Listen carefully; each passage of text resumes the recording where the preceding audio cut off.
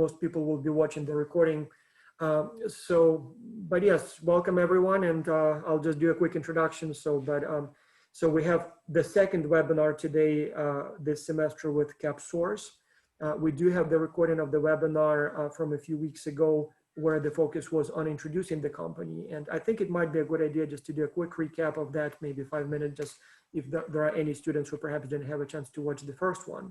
But the main focus today should be more on maybe updates, both from the company on how things are going with the pandemic still in effect, anything has changed, anything new, but also for the students, especially those working on the challenge. If you have any questions, or perhaps you have some ideas and you want to ask for feedback, this is your opportunity. I did get a few emails and also looked at the drafts of the reports submitted earlier. So at some point, I'll also want to ask those questions on behalf of the students, as well as run some ideas presented earlier to get the feedback. But otherwise, I guess the floor is yours. And the students, I see we have a few and more coming. It's your opportunity to ask questions. So don't be shy, make your comments, run your ideas by the company, get the feedback. That's the purpose of this session today. But so I'm going to move it to Tim Muth, who will be the host today. He is in Florida at the Florida Institute of Technology. So Tim, I'm not sure if you want to say more introductory words. Hey, boss, I just have a question. Can we see your shirt? Oh, I didn't even realize. So anyone knows what that is? Yeah, so this is, we had the Sculpture Symposium, the Sculpture Research Hackathon in Wisconsin, now 2 years ago. I can't believe it. It was before pandemic, where we met face to face. And so what we do, used to do twice a year. Now, I guess I haven't done it for a year now, but we get together for this research marathon, so to speak. So where we lock ourselves up on a kind of small campus somewhere, like this one was on campus of the University of Wisconsin at La Crosse. Quiet summer, everybody's gone for the summer break. And there were, I think, about 10 of us, professors. We lived in dormitories, like real dormitories. It was not only in the middle of nowhere, but the conference room that we used for our hackathon, the actual research, it had a beautiful view of a cemetery, perfect tranquility. So nothing distracts you. So we just basically, so for about 5 days, we did nothing but research. And so we got ourselves these t-shirts, and I didn't even realize that I put it on today, just accidentally. Thanks, boss. So as boss said, my name is Tim Muth, and I want to turn the camera here for a second. This is a typical American college classroom now. This is actually a class called Global Business Perspectives for freshman students at Florida Institute of Technology. And we welcome students back to campus, but as you can see, only a few actually come in person. There's probably another 20 on, or some number on Zoom watching this also. So for those of you who are outside the US, this has been an interesting year, to say the least, as I'm sure it has been for you. And even the students are coming, as you notice that we wear masks on campus. For us, our semester ends at the end of April. So we're hoping we just get through, been lucky. The COVID has not been too bad on campus. And maybe we will survive this year, and next year will be more normal. But thank you for joining us. I'll just give you a little bit of background. So about a year ago, Jordan and CapSource were coordinating a case competition that one of my student groups got involved with. And actually was revolving around a Bitcoin company. It was kind of cool. And actually, my students were more excited because it was part of a conference in Dallas. So if they worked on the case competition, and the other ones at our school actually got to go to Dallas for 3 days. I think it was like a 5-star hotel. Georgia is a really, really nice place. And one of the days that we got to go to Dallas Stadium, which is a big football stadium. We could do a tour of that. And then the client company was going to take us out for dinner one night and talk about their business. So students were all excited, really working on this hard. And then Jordan couldn't keep the pandemic away. And it hit. But what impressed me about his team, besides the quality of the client that they brought in and the interaction with the students, because we had a couple webinars where the students got to ask questions of the client company, go off and do some work, and there was another interaction with them. But they pivoted probably within about 3 or 4 days from was going to be an in-person competition to now it's virtual overnight. Before any of us knew about Zoom and these other kind of things. And of course, the students were really, really disappointed. They didn't get to go. but in terms of the interaction with the company, and then when they actually got to present via Zoom, I think we had like 10, 12 judges, something like that, Jordan. And the feedback from the judges, question and answer, then there was a debrief session at the end, they named the winners. It actually was really, really good experience. And I was very impressed with George and his team, what they could pull off. And so we've been talking, and this year that we've got involved with them in some other projects that a couple of you were involved with True Religion. We did something with DoorDash and some other projects. So we've been talking, I said, this would be a good way to get involved with X Culture, to get exposed to students around the world and get some ideas from a project. And, that I think maybe just some mutually beneficial things by doing this. But so from there, Jordan, I'll turn it over to you guys. If you want to talk about the company a little bit and then what you're asking the students to look at for the challenge within X Culture. Yeah, sure. I mean, I think one thing we may want to go a little bit deeper into is the example of what we worked on with True Religion together, Tim. I think that's a really good use case, an example of kind of the experience we're looking to build and expand with our academic partners. And then Ankush will talk a little bit about some of the work we're doing with industry partners as well. I'll chime in a little bit to add some clarity. I actually had a few students from X Culture actually reach out directly to me throughout their research process to ask some questions, and it was a really cool way to kind of learn about where you guys are at. So would love to kind of start there with an example of what we did with True Religion, the live case, lots of students across the entire FIT community. And then we could talk a little bit more beyond just the services that we provide, but also the software system. I think that's a big thing that Ankush will talk about, and the growth of our software as a service platform. And then the last part being the launch of the industry partnerships division and the goal to start mobilizing companies as customers. And that's good. If there's any students that are online, if you want to ask questions along the way, please feel free to do that. Go right ahead, Ankush. Well, Tim, do you want to talk a little bit more about the example of kind of how it came to be the FIT with True Religion and kind of the outcomes of all that? Okay, let me put my silly little screen on here.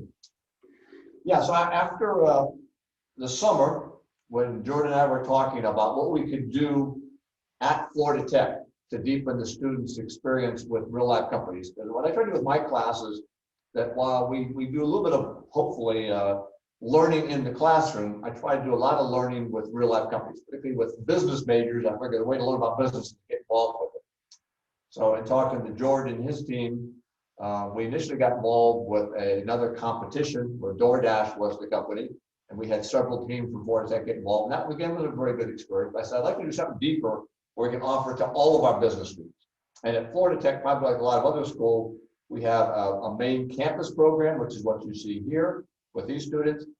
We have a separate online program, typically for older adults, but we have young students there also. And then we've got some sites at outside of Florida. We call them our education centers. So I was looking at a way to get all those groups involved, where it'd be a Florida Tech sort of only client-focused engagement. And then talking to the folks, they brought a couple different companies, and there was this one, True Religion, came up. I said, I never heard of True Religion. What are they all about? And it turned out that they were a very, very popular jeans company back in the early 2000s. Kind of a cult brand. I think they charged $300 per jeans or something like that. And then they went through some tough times. They brought new management in, and now they're trying to resurrect the brand.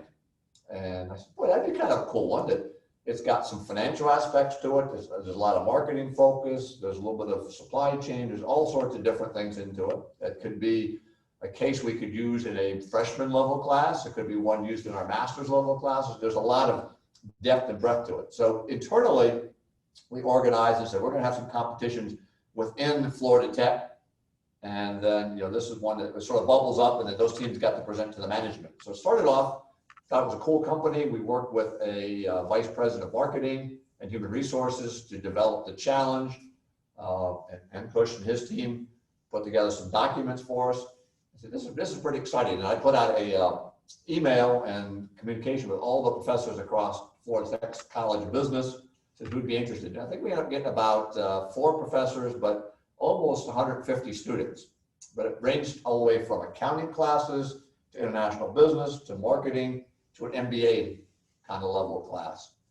And like all the programs with these guys, it starts off with an introductory meeting where the company introduces themselves, talks about their strategy, where they're going. But what blew me away with this one was from the very first call, we had the CEO of the company was on the call, the head of their e-commerce or marketing group, we had their human resources vice president, and then their chief designer joined us for a couple of calls. So the students, almost from day one, got to meet all the key top management, got to ask them questions, understand what their focus was, what their strategy was.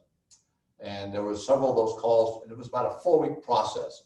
There were several calls where the students got to ask questions, the company shared data, and again, the company was very, very generous, shared all sorts of sales data, financial data, stuff that you would see if you're in real life business. And some of the student teams took a lot of time to analyze it and ask pretty good questions, and the recommendations reflected that knowledge. Other ones sort of blew over it and maybe didn't quite understand it as well.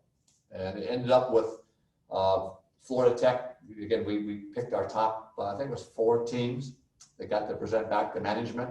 And the entire experience was just wonderful. I think all the students that participated got a lot more out of it than just a normal classroom experience, because it was a real company.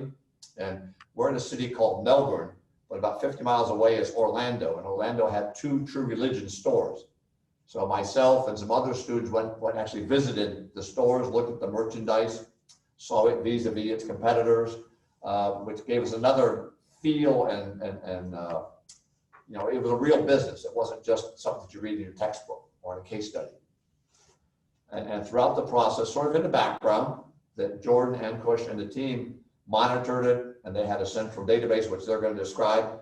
But you know, from our perspective, from the school perspective, we got to drive the students. We got into it. We got to schedule the meetings that worked for our class times, and it helped that the True Religion was on the West Coast, so they graciously came in early at 8 o'clock. Most of the calls were 11, which is one of our classes were going on. But from a university perspective, it worked out very, very well. It was almost like the client was there at your call, if you will. And they were very generous with their time and with the information they shared with us, and their comments about recommendations that we made to them. Jordan or Ankush, you want to take it from there? Awesome. Thanks, Tim. I appreciate that. I want to kind of give an overview of our software platform, and then also talk a little bit about the industry partnership side and how that's been going. I think that we've made a lot of progress in understanding kind of what companies want, what they need. We're also currently doing more research in that area.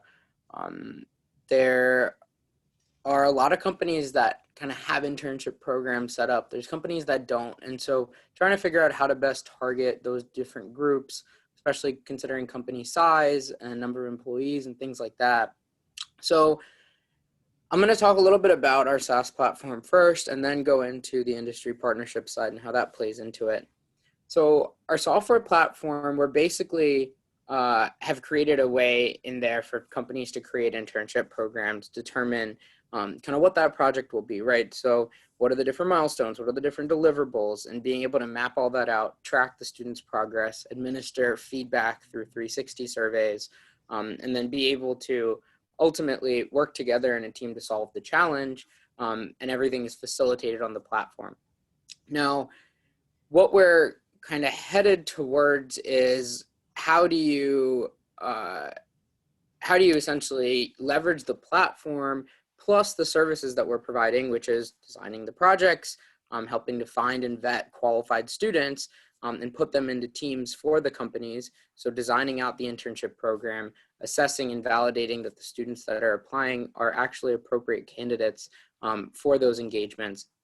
And then after that, understanding, are they employable? So we have employability reports that are generated from those 360 surveys I just mentioned.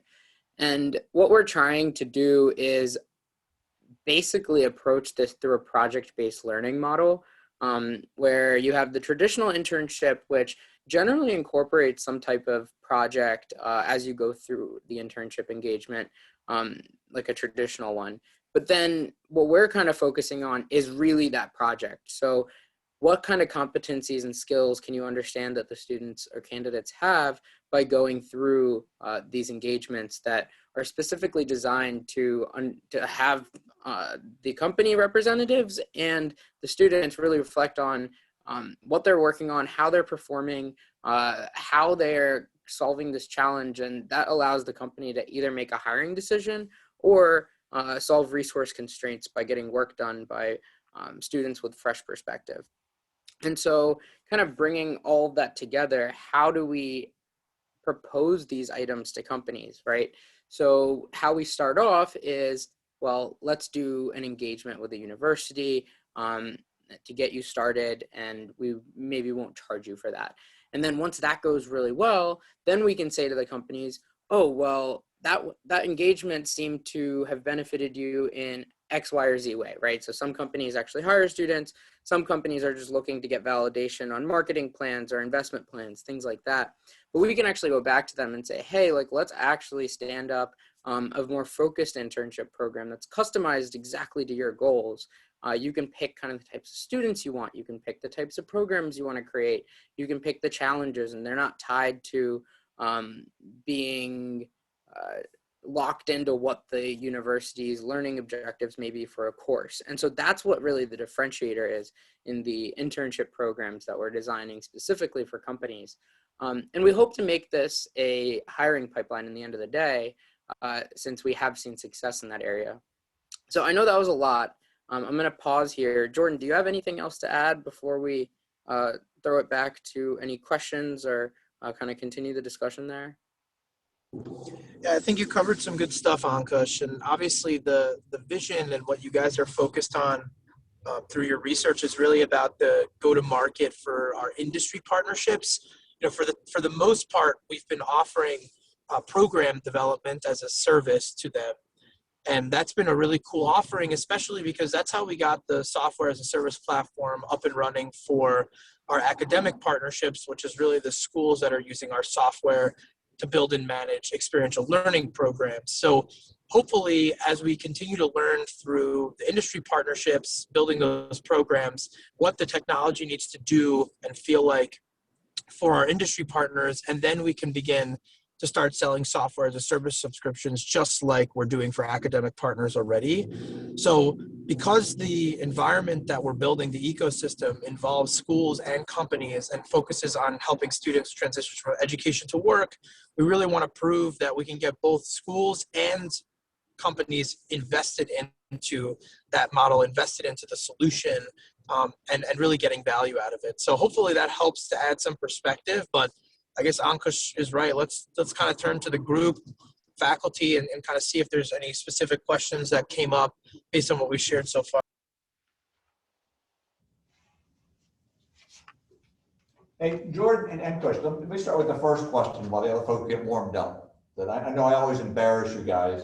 You don't want to do this, but the other thing I was impressed with when I worked with you guys is you're young, not too long out of college students that had a desire to start your own business, you know, and now are fulfilling that dream. So if you would each mind taking just a few minutes to give the students listening some idea of your background and how you got into this. Why did you could have gone into the corporate world and work? Why did you take this route? So whoever wants to go first, Jordan or Ankush, a little bit background. I'll start quickly. Yeah, sure. Thanks, Tim. So I'll start real quick, and then I think Ankush's story is like very relevant to the students. So I'll let him share his portion from where mine kind of leaves off. So this is actually my second entrepreneurial venture. I started a company while I was a senior in college. I think the best piece of advice I have for aspiring entrepreneurs is find something that you want to solve as a problem in the world, and then ask as many questions to the people that are relevant as possible. So because obviously, as you guys have all experienced, this is an educational product, I was in the perfect place to start doing research on why there were some what I would consider issues in curriculum of higher ed. And my particular challenge was I was graduating with no experience from a really good college. And I was kind of confused as to why that was the case. I thought that that's what the whole point of school was all about. And ultimately what I realized is that it wasn't actually built to be easy for educators to incorporate companies into the learning process for students. And that really was pretty much up to the students alone to go find internship opportunities for themselves, gain experience, build the resume, and be prepared for the workforce, which I just thought was kind of misleading and unfair. And so I thought, hey, why not just start asking my own faculty, like what they could be doing differently around curriculum, what types of content and experiences they might be interested in delivering to their students if it were plug and play and easy.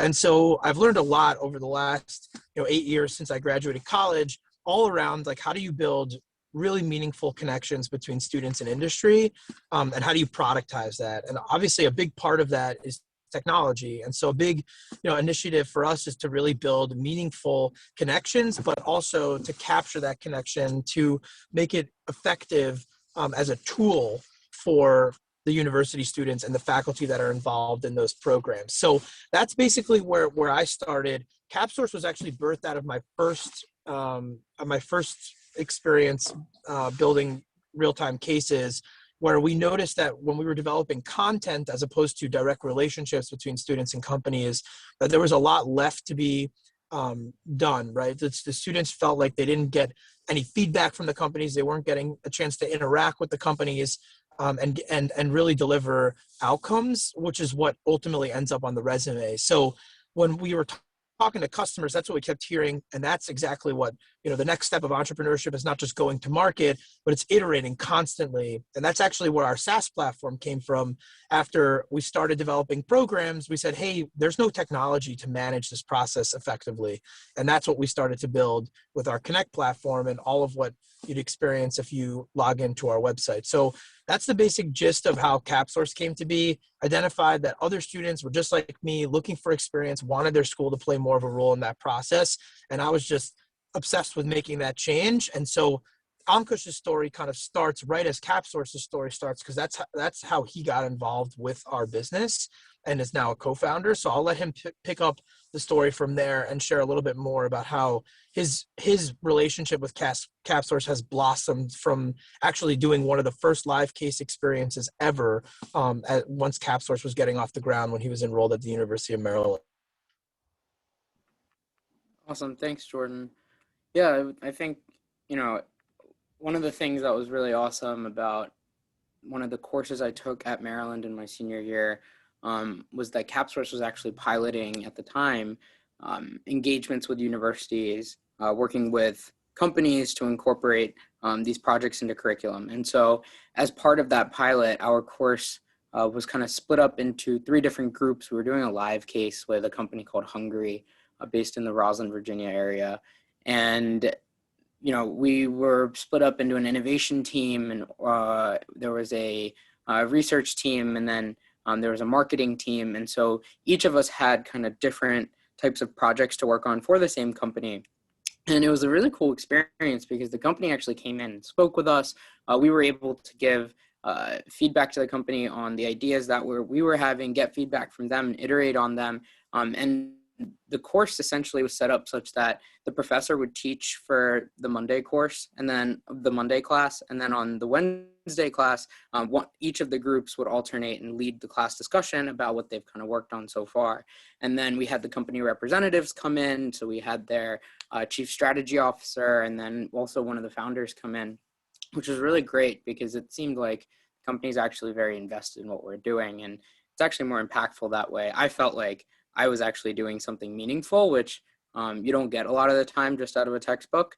And so I think that as we went through that process, it helped me learn more about startups. So startups were always something that I was very interested in, but it's hard to kind of just get involved unless you know someone or you really hunker down to show that you can bring value through past experiences. And that's not always easy to do, right? And how you kind of navigate that through a project where the company is kind of forced to work with you. Not, I wouldn't say forced, but they have to kind of work with the students in that course. I was able to excel and show them that, hey, like, look at all these ideas that we could implement. And they actually offered me an internship with them after the fact. And so I went and worked there for about 6 months, helping out with redesigning kind of they were a company that basically has chefs that they employ as part of their network. And then each chef specializes in their own menu of like 5 to 6 items. And then Hungry owns the whole delivery process end to end. And they primarily serve corporate catering. But during the pandemic, I think they shifted to delivering meals to home as well. And so essentially I helped them redesign their entire chef experience using human-centered design and understanding kind of what these people are facing on a day-to-day basis, from pay to how their food is picked up to how they get their orders and everything in between. And so I was able to navigate a few different departments, from sales to marketing to process improvement, like the chef experience. And that was a really awesome time to be able to leverage what we did from the course and have that background on the company, and then transition that into actually working there for a little while. And then I reached back out to Jordan and I said, well, how did this class get connected with this company? Like, that hasn't happened in the last 4 years, and I've been here for 4 years. So he basically said, well, I have this person, Jordan, who runs CapSource, and we were piloting this semester. So he connected me with Jordan, and that's kind of how we met and how I became a co-founder. And it was a pretty awesome story, just because actually getting that experience and then putting it into action by being at the company was something that doesn't normally happen, but something that I wanted to see happen more. And so that's kind of why I got involved with CapSource. Anybody have questions that are on the line?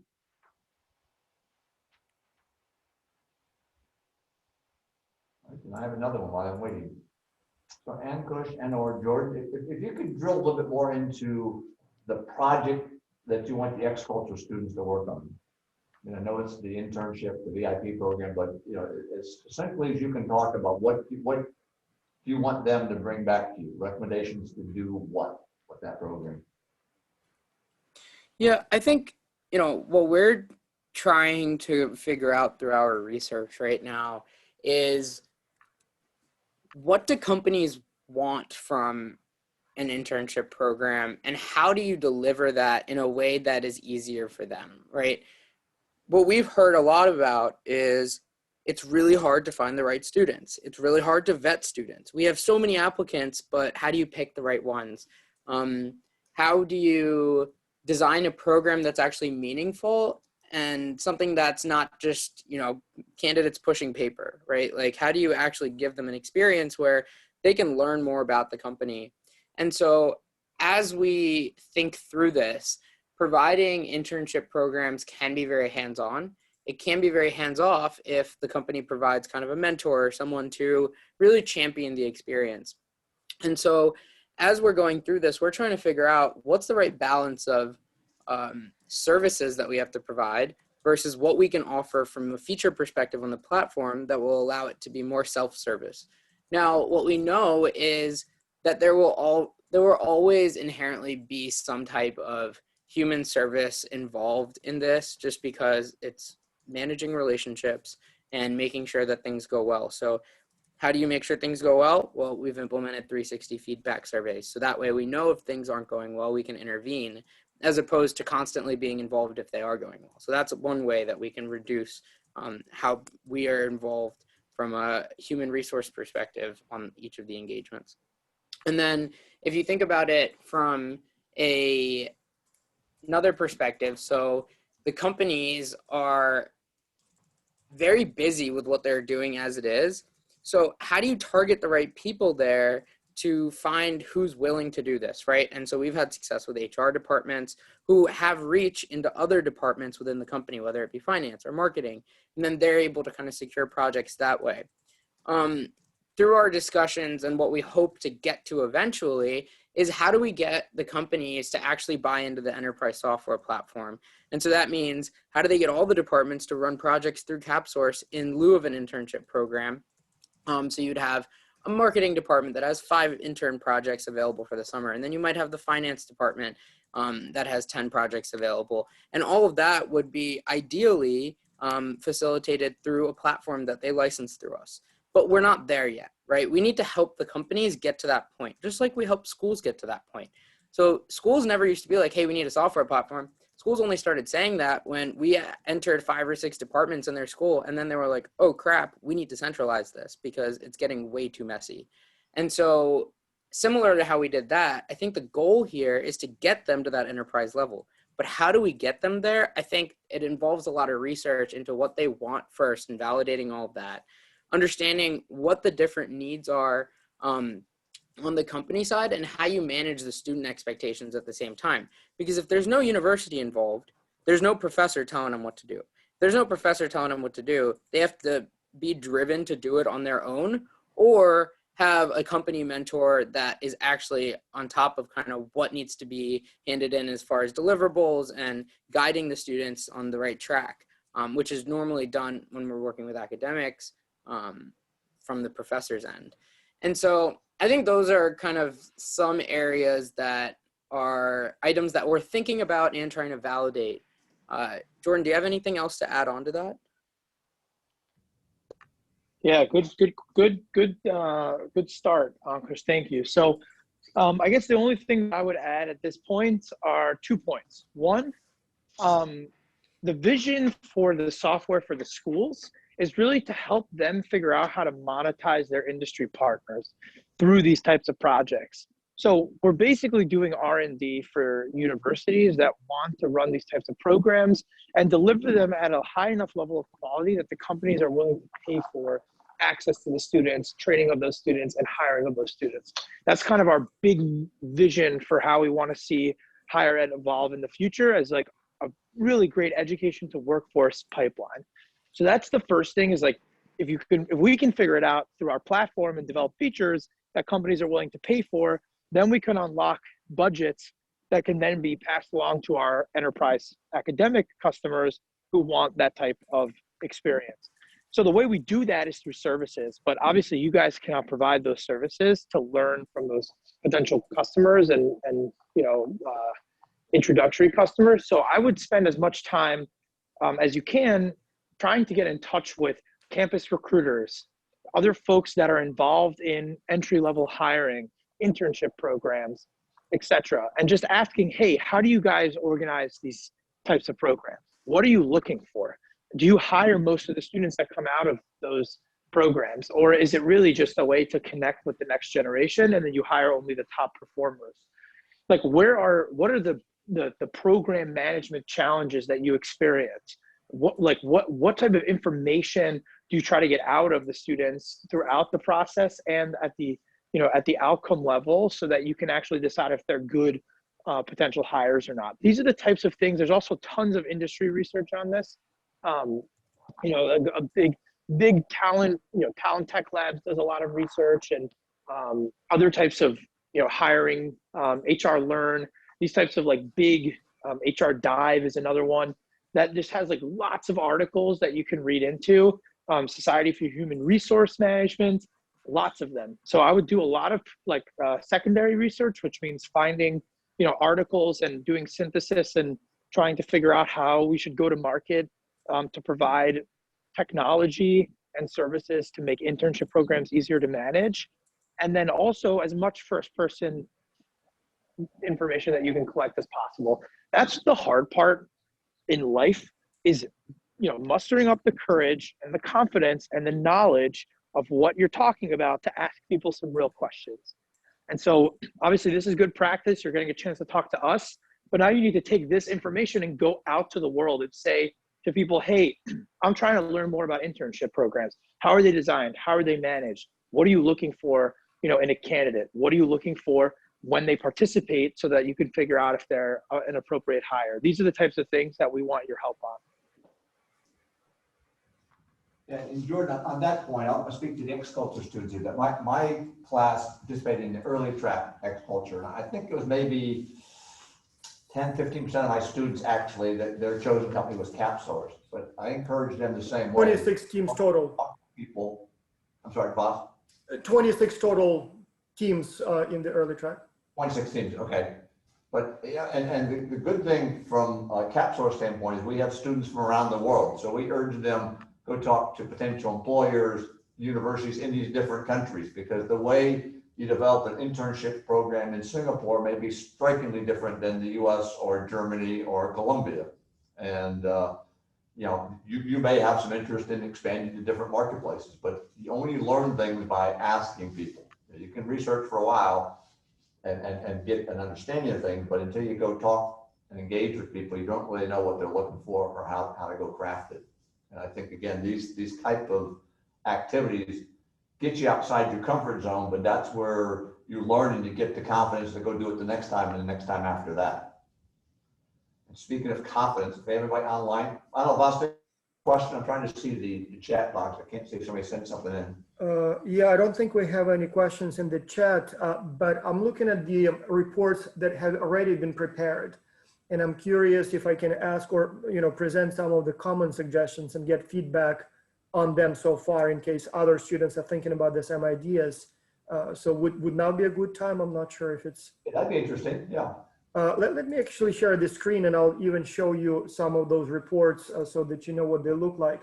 And there is a lot of consistency in the recommendations. Like, for example, a good third of the team recommend Canada as the most promising market.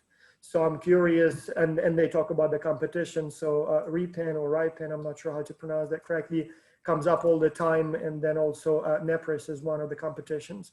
And so just curious, talking about Canada, does that sound like a good market to you? Other countries that I've seen, so many talk about the European market, particularly Germany came up a few times.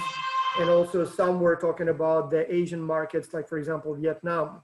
And so I'm just curious, what's the initial reaction of the company to those markets? I mean, do they make sense to you? Have you considered them? Other markets that perhaps you're more interested in? So what's your response in that respect? Hey, before Ankush talks a little bit about some of the work we're already doing, or some of the markets that we're pursuing currently, I'll give you a quick glimpse. So we already work with schools and companies across Europe, Latin America, and somewhat in Asia. We have a couple of customers in Canada already. So there's really no physical boundary to, you know, experiential learning. You could be a student in one place with an educator in another and a company contact in another. It's just like virtual learning, except there's real stakes. And by the way, most companies now are doing fully virtual workforce. So it's very similar to the work and outcomes that are expected of you, you know, as a young professional once you do graduate. So that's kind of the first thing, is like technically any market is a viable market. It's just about identifying who are the key stakeholders that we should go to market with. And so obviously the companies is a very different circumstance than the schools.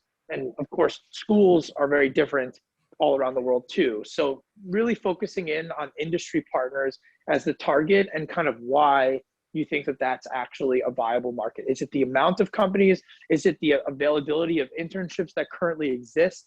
Is it government funding that's allocated for those types of you know, workforce development initiatives? Like, we need to know kind of why. I agree. I think Canada is great. I think Western Europe, the UK is great. Those are markets that we've already started working with. But the next level is like, okay, why and how? Yeah. And that's a very good point. Also related to why and how, one thing that drives me, not really crazy, but one recurrent problem that I see in many teams when they talk about promotion channels and advertisement. Many teams do like what this one did. So they say, you know, you should invest in SEO and SEM. You should advertise on social media, Facebook advertisement, YouTube advertisement. And then when you go to the actual section where they provide the details, they kind of talk about how important it is to invest in these things. And so I suspect, and correct me if I'm wrong, but I suspect it's not very useful for the company. I mean, I have no doubt they thought about investing in advertising on social media, Facebook, SEO, and I'm not even sure if those are the best channels, but I mean, clearly they thought about that. So the value would come from details that the company perhaps didn't consider. Like, for example, maybe you can come up with some interesting, you know, I don't know, strategies or perhaps, or ads.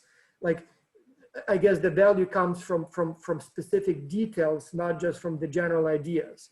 Because it seems to me that simply saying you should advertise on Facebook, it has no value. I mean, the company definitely thought about that, and it's nothing. Yeah, I totally agree with you there. And I think that identifying these things is great, but we've obviously already thought about it, right? So if you can tell me how to make it better, like, Yeah. here's what you should be doing in your SEO. Here are the key terms that we think you should be prioritizing as part of your SEO or your SEM.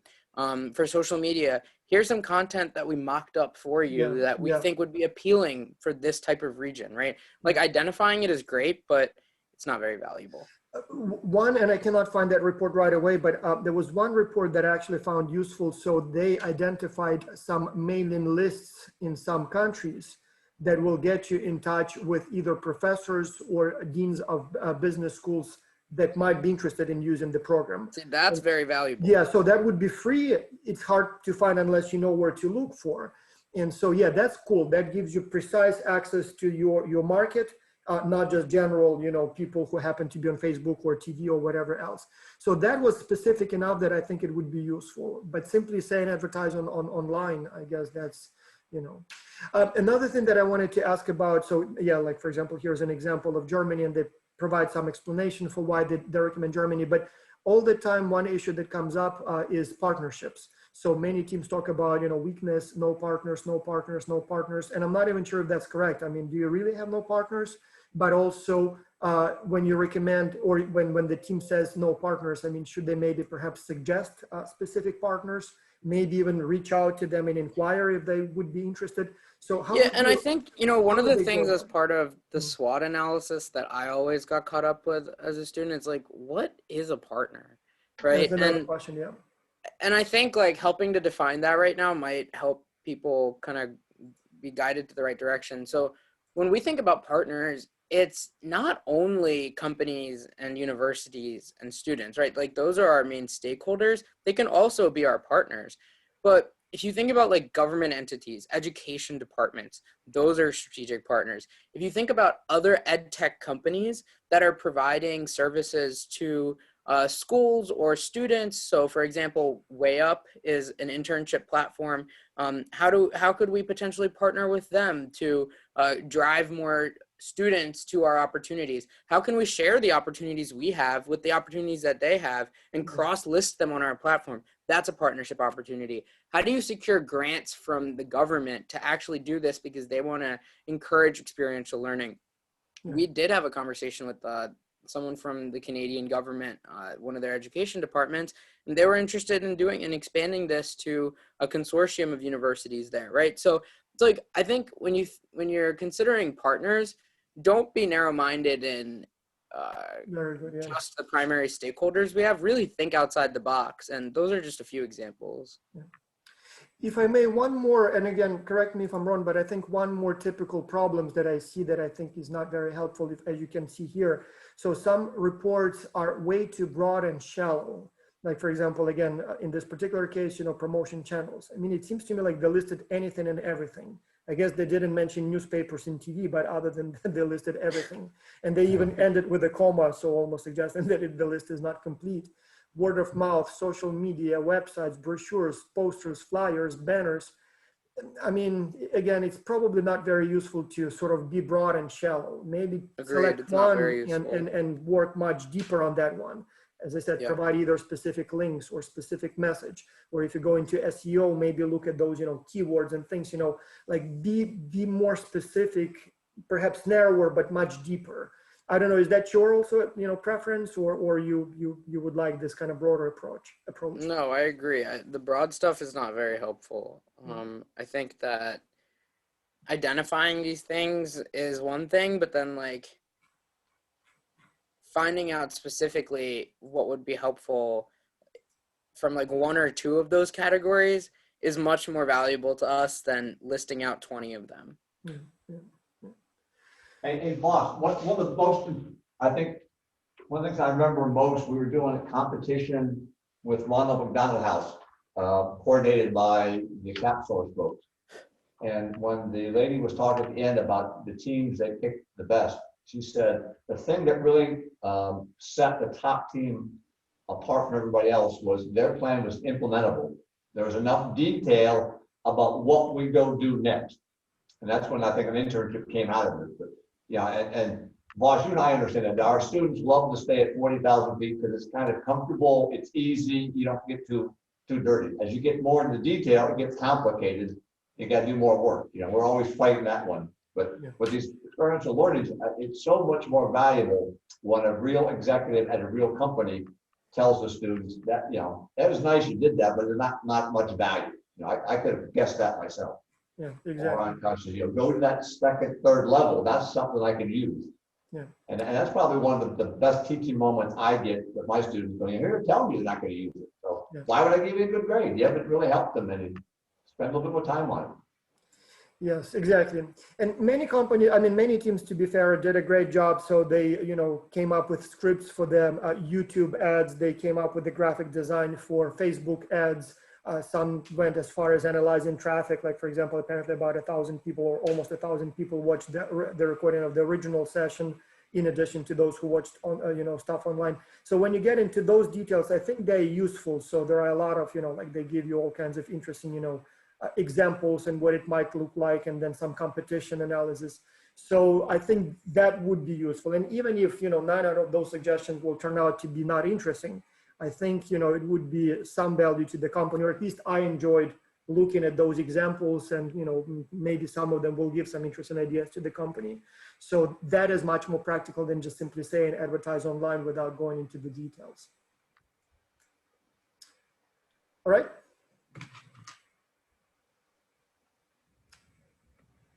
So yeah, I'm done with my questions. I'm not sure if we want to do anything else for wrapping up, but yeah, I guess so far it's been very informative, at least for me. Like if I were a student, I would have a much better idea what I need to do.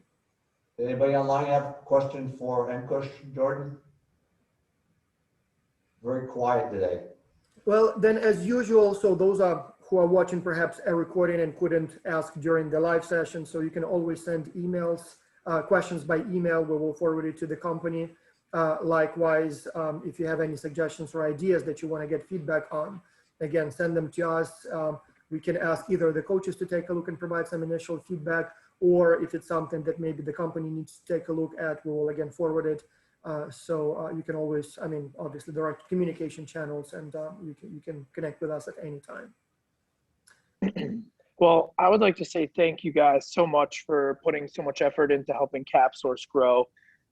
I do want to be very specific and mention that the focus of your project is to help figure out the industry partnerships revenue model. The school revenue model is something that is much more mature. If you have ideas and you would like to continue working, you know, with CapSource on helping to expand, you know, our efforts into more schools around the world, we would love your help. Absolutely welcome that as an opportunity. We even provide revenue share to any students that really help, you know, get some momentum at different colleges and universities. In fact, one of the students participating in the first cohort actually reached out from the University of the District of Columbia and mentioned that. They were like, hey, I really want to see this in some of my courses, just like Ankush did when he was a student. So there's opportunities to do that, of course. But beyond that, you know, we really want to figure out what's out there. What do the companies want, and how does that differ region to region, and what's the right way to go to market within that region? You know, are there particular partners, as we spoke about, that might help with providing us with channels? And like a great example of that for at least the schools is ICBE is one of our partners. They've been our partner. They're a creditor of FIT, which is how we got in touch with Tim, and we're able to build all those awesome programs that his students have been able to participate in. So really thinking creatively around who do we go to, what do we ask for, and how will we measure success? That's how you create a real plan. And then if you want to come on board to help us implement that plan, there's plenty of room to work at CapSource, and we'd love to have your creative minds, you know, and efforts working towards expanding the business. So we really appreciate the opportunity to do this Q&A. And if anyone does have any further questions, feel free to reach out directly to us. We're happy to answer questions. Reach out to your faculty, talk to your teammates. This is great practice for the real world. So thanks again for having us, and we look forward to seeing the results. Thank you, everyone. Thank you. And thank you, Tim, for putting us all in touch and helping us collaborate here. We'll see you, boss. Yeah, take care. Thank you very much. Thanks, Bye-bye, Ankush. everyone. Bye. Bye, everyone.